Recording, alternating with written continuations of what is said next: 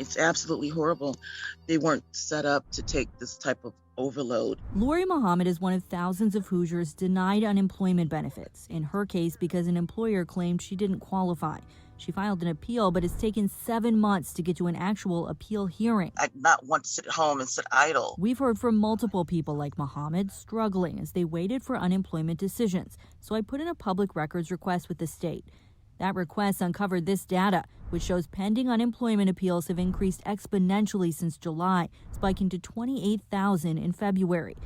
Despite tripling the number of administrative law judges and holding hearings on weekends, you can see that the number of cases decided each month has not kept up with the backlog. It doesn't surprise me. I took the data to two attorneys who represent employees, Stephanie Jane Hahn and Jenny Terry.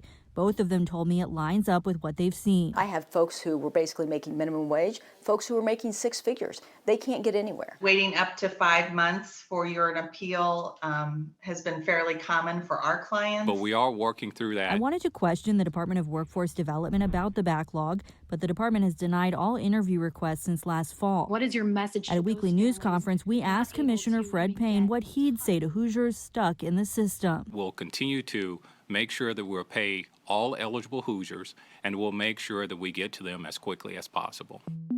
The system itself, though, can be hard to navigate. Muhammad had to file 3 different appeals, a common issue, according to Terry. It is very what I would call siloed, where a claims investigator will make a determination on one issue in a case and not look at what the other issues in a case might be. Just keep reaching out. Muhammad went to her state representatives for help. She'll finally have her last appeals hearing this week.